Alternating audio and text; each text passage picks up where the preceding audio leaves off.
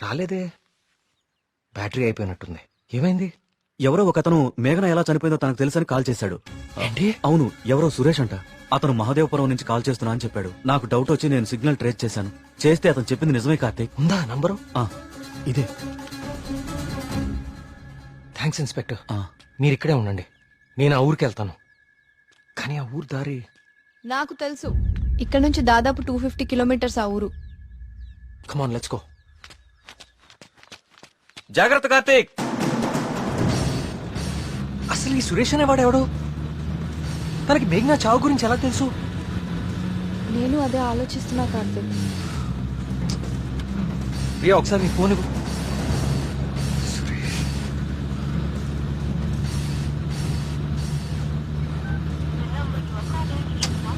ఛ!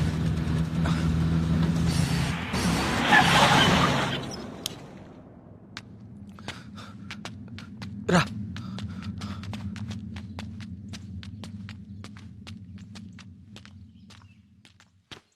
ఏమండి? ఏమండి? ఎవరు? ఈ ఊర్లో కొల్ల సురేష్ అనే మనిషి ఉన్నాడు. ఎక్కడున్నారో చెప్తారా? ఇప్పుడే నాతో మాట్లాడి ఇలా వెళ్ళాడండి. అటా? ఇటే. నేనే అనుకుంటా. సార్, సురేష్ అంటే మీరేనా? సురేశా? నేనే. ఏం లేదండి, మీరు ఇన్స్పెక్టర్ ఫోన్ చేసి మేఘనాన్ని ఎవరు చంపారో తెలుసు అని చెప్పారంట. ఇన్స్పెక్టరా? ఆడెవడు? ఏమండి, మేము చాలా కష్టపడి సుబ్రహ్మణ్యపురం నుంచి వచ్చాం. మేఘనాన్ని చంపింది ఎవరో మీకు తెలుసంట. నువ్వెవరు? ఆ మేఘన ఎవరు? అది ఎలా సత్తే నాకేంటి? వాళ్ళు ఎవరో నాకు తెలియదు సార్. హైదరాబాద్ లో కూలి పని చేసుకుంటుంటా సార్. సెల్ ఫోన్ కూడా లేదు సార్. వదిలేదు సార్, క్షమించండి సార్. నేను ఇక్కడ ఉండగా మీ ఊర్లో మరో ప్రాణం పోనివ్వను. అవును, ఎవరో సురేష్ అంట. మహదేవపురం నుంచి కాల్ చేస్తున్నా అని చెప్పాడు. సిగ్నల్ ట్రేస్ చేశాను. చేస్తే అతను చెప్పింది నిజమే కార్తీక్. ప్రియా, మనం అర్జెంట్ గా సుబ్రహ్మణ్యపురానికి తిరిగి వెళ్ళాలి. ఎందుకు? సురేష్ అనేవాడు ఎస్ఐకి ఫోన్ చేయడం అబద్ధం. That inspector knows something. అతనికి ఆ ఆత్మహత్యలకి ఏదో ఒక సంబంధం ఉంది. Let's go.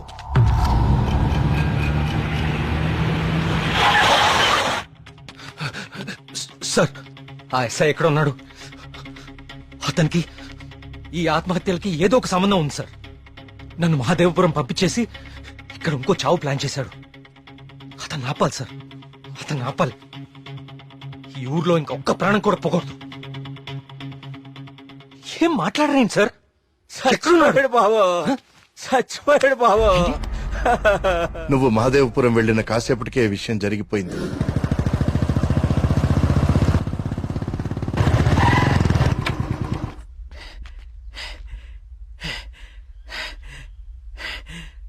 ఇన్స్పెక్టర్ గారు, టీ ఇదేమంటారా?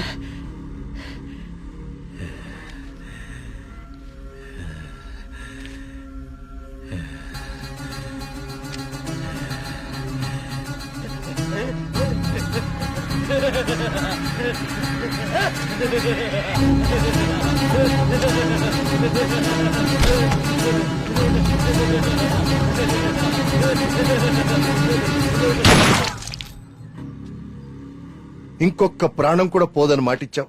ఇప్పుడు ఊళ్ళో వాళ్ళకి మనం ఏమని ధైర్యం చెప్తాం? ఏ ఊరి చరిత్ర చూసినా ఏముంది? నా ఎండు చేపల కంపు, చిన్న చేపలు చచ్చి పెద్ద చేపలు బతికినా ఇదని చెప్పండి. అంతకంటే ఏం చెప్తారు? మీ వంశ చరిత్రలో ఈరగాథలు చెప్పుకోవడానికి ఈ ఊరు ఉండాలి, ఆ గుడి ఉండాలి, చిత్తం బాబు అనడానికి ఈ మనుషులు ఉండాలి. కానీ వర్మ గారు, మీకు ఊడిగా చేయడానికి కూడా మనుషులు మిగడం లేదు ఈ ఊళ్ళో. ఎమ్మెల్యే గారు, మీరు నన్ను అపార్థం చేసుకుంటున్నారు. ముందు మీరు సరిగా అర్థం చేసుకోండి. పోతున్న పేనాలు గుడిసిల్లోయి, కోట్లో కాదు కదా. అందుకే మీకు అర్థం కావట్లేదు. అయినా ప్రశ్నకి సమాధానం చెప్పండి. ప్రమాదం అని తెలిసి ఈ ఊళ్ళోనే ఎందుకు ఉండాలి? ఇన్ని పేనాలు పోతున్నా ఏ స్వార్థంతో మీరు జనాల్ని ఈ ఊరు వదిలి అనుకుండా చేస్తున్నారు? చెప్పండి సమాధానం. వర్మ గారు, గుడి దగ్గర చిన్న పూజారి ఆత్మహత్య చేసుకోవడానికి ప్రయత్నించాడు.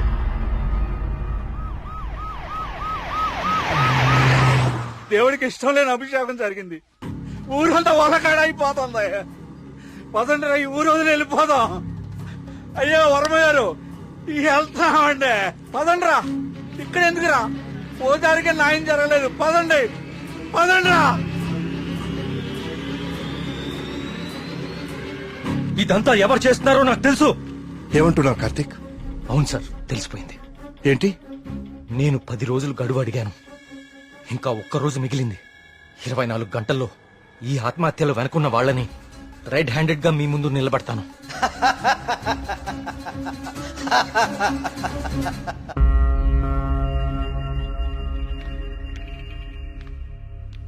కార్తీక్ అడిగిన ఒక్కరోజు గడువు గురించి ఎమ్మెల్యే గారితో ఫోన్లో మాట్లాడారు.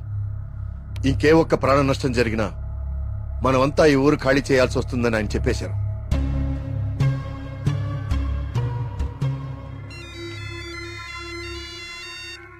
వర్మ గారు ఏం చేస్తున్నారు? ముఖ్యమంత్రి గారితో ఎమ్మెల్యే గారితో ఇప్పుడు దాకా ఫోన్లో మాట్లాడారు. ఇంకేవో మన ఊరు గురించి మాట్లాడుతున్నారు. సరే కుమార్. స్వామి, సమస్య సృష్టించింది నువ్వే, పరిష్కారం చూపించాల్సింది నువ్వే. ఊరు ఖాళీ అవ్వడమే నువ్వు చూపించే పరిష్కారమా?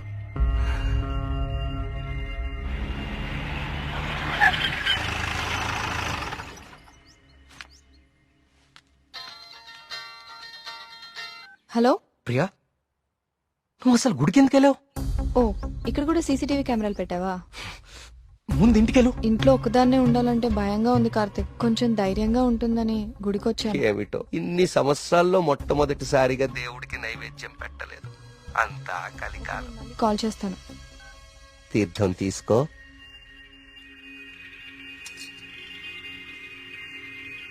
ఆయుష్మాన్ భవ. అమ్మగారు నమస్కారం అండి. పూజారి గారి ప్రసాదం మీకు ఇచ్చిరమ్మన్నారు, తీసుకోండి. హలో. హలో. Thank you. ఉంటానమ్మా. ప్రియా వచ్చింది ఎవరు? పూజారి గారు ప్రసాదం ఇచ్చి పంపించారు. ఇందాక ఇవ్వడం మర్చిపోయారంట. సరే, జాగ్రత్త.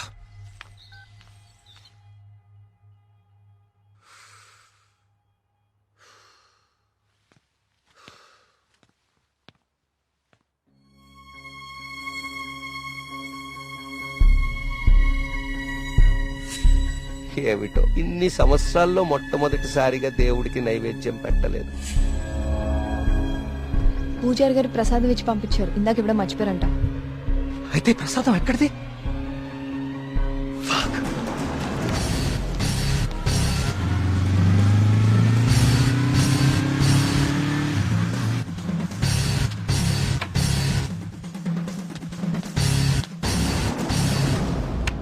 ప్రియా, ప్రియా, ప్రియా, ప్రియా, తలుపుతీ. ప్రియా, ప్రియా, వినపడుతుందా?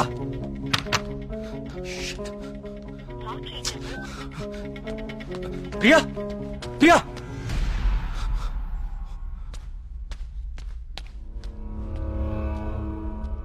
ప్రియా, నీ ఫోన్ స్విచ్ ఆఫ్ లో ఎందుకుంది? తలుపు కొడుతుంటే తీయట్లేదేంటి? Priya, what happened?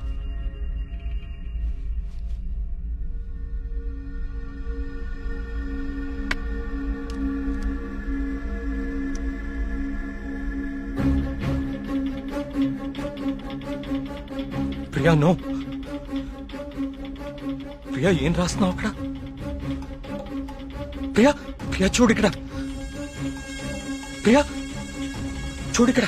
Please look at me Priya.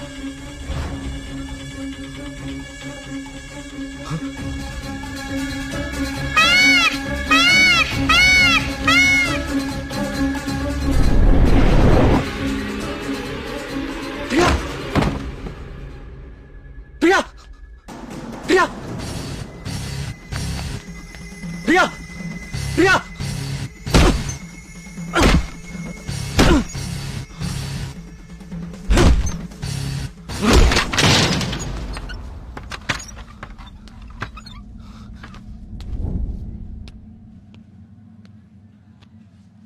She's fine. కాకపోతే వెయిన్స్ చాలా డీప్ గా కట్ అవడం వల్ల బ్లడ్ లాస్ చాలా హెవీగా ఉంది. తన స్పృహలోకి రావడానికి కొంచెం టైం పడుతుంది.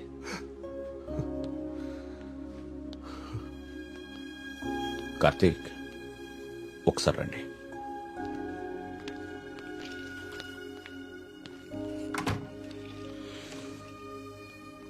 కార్తీక్, నువ్వు నన్ను రమ్మండం మంచిదైంది. నీ అనుమానం నిజం.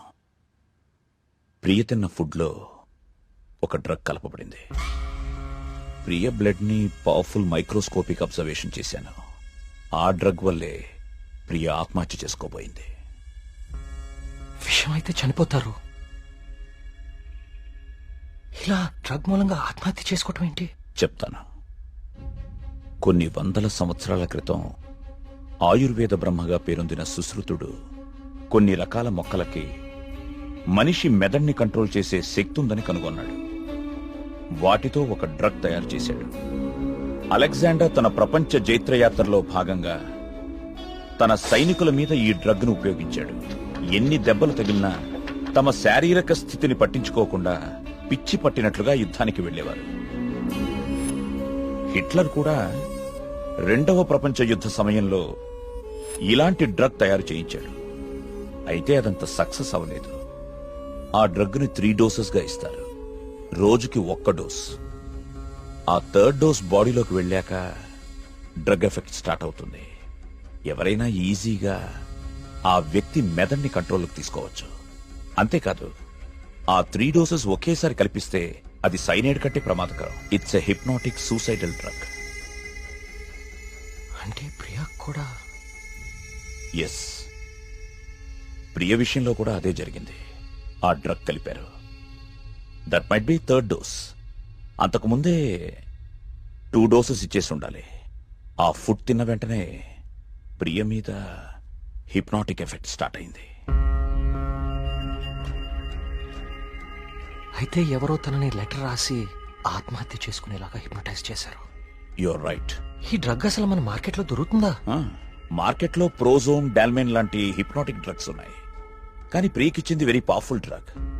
అసలు ఇలాంటి డ్రగ్ ఒకటి ఉందని ఇప్పటి ప్రపంచానికి తెలియదు. వీటిని తయారు చేయడానికి కొన్ని రకాల మొక్కలు వాడతారు కార్తీక్. దే ఆర్ కాల్డ్ సైకోసిస్ ఇండ్యూసింగ్ ప్లాంట్స్. ఇవి జర్మనీ పరిసర ప్రాంతాల్లో మాత్రమే దొరుకుతాయి. కొన్ని లక్షలు ఖర్చవుతాయి కార్తీక్ ఈ డ్రగ్ ని తయారు చేయడానికి. మరి పోస్ట్ మార్టం రిపోర్ట్ లో ఈ డ్రగ్ గురించి ఎందుకు తెలియలేదు మనకి? అదే దీని స్పెషాలిటీ. 3rd డోస్ బాడీ లోపలికి వెళ్ళాక ఇది బ్లడ్ లో చాలా డీప్ గా మిక్స్ అయిపోతుంది. ఇది బ్లడ్ లో ఉండేది కేవలం 2 గంటలు మాత్రమే. ఆ తర్వాత ఎవాపరేట్ అయిపోతుంది. మనుషులు మామూలు అయిపోతారు. కానీ ఒకేసారి 3 డోసులు ఇస్తే వెంటనే చచ్చిపోతారు. పోస్ట్ మార్టం చేసేటప్పుడు నార్మల్ బ్లడ్ టెస్ట్ చేస్తాం కాబట్టి ఈ డ్రగ్ గురించి తెలియడం ఇంపాసిబుల్. అదృష్టం ఏంటంటే నువ్వు ప్రియని చాలా ఫాస్ట్ గా 2 అవర్స్ లోపే హాస్పిటల్కి తీసుకొచ్చావు. కొంచెం ఆలస్యమైనా ఇలాంటి డ్రగ్ ప్రియకిచ్చారని మనకెప్పటికీ తెలిసేది కాదు. థ్యాంక్స్ బాబు.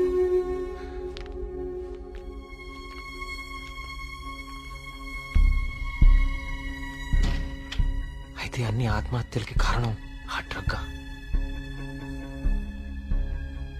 సుబ్రహ్మణ్యపురం లాంటి చిన్న ఊరు మీద ఇన్ని లక్షలు ఖర్చు పెట్టి ఎందుకు ఈ డ్రగ్ ఉపయోగించారు? దేవుడి పేరు వాడుకుని జనాలను ఎందుకు చంపారు?